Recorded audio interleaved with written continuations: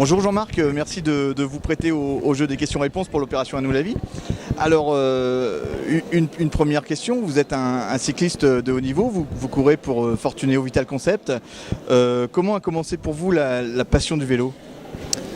Tout simplement par le biais de mon frère. En fait, je faisais du foot, j'ai fait du foot pendant 7 années et après, en allant le voir sur des courses de vélo, j'ai pris le pas et puis j'ai pris ma première licence à 13 ans en minima.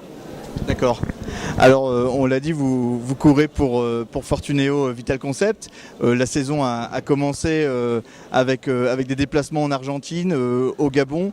Est-ce que le fait de faire du sport de haut niveau vous a permis de vous déplacer dans plusieurs pays comme ça à l'international? Parce que c'est vrai qu'on n'a pas l'habitude, en tout cas on n'imagine pas que le cyclisme puisse se déplacer dans autant de pays à travers le monde. Oui, c'est vrai que le vélo, c'est un sport qui s'internationalise. Et pour ma part, j'ai eu la chance de courir en Argentine, j'ai fait la Malaisie, j'ai couru en Afrique aussi, la Norvège l'année dernière. Donc c'est vrai que c'est des déplacements enrichissants. Et c'est très agréable de courir au soleil au mois de janvier notamment pour être dans de bonnes conditions et de bien travailler pour la suite. Oui, d'accord, ouais. Alors, on le sait, vous allez participer au Tour de France. Quelles aptitudes est-ce qu'il faut avoir lorsqu'on est sportif de haut niveau, lorsqu'on est cycliste de haut niveau pour tenir? On sait que cette compétition est extrêmement dure parce qu'elle est longue. Quelles aptitudes justement il faut avoir pour tenir sur la durée? Là, on n'a pas encore reçu l'invitation pour cette année, mais on espère fortement y participer. Maintenant, moi, j'ai eu la chance d'y participer au Tour il y a 2 ans, et c'est vrai que c'est grandiose comme épreuve. Et pour ma part, j'ai fini assez fatigué la dernière semaine, mais tous les coureurs élèvent leur niveau sur le Tour.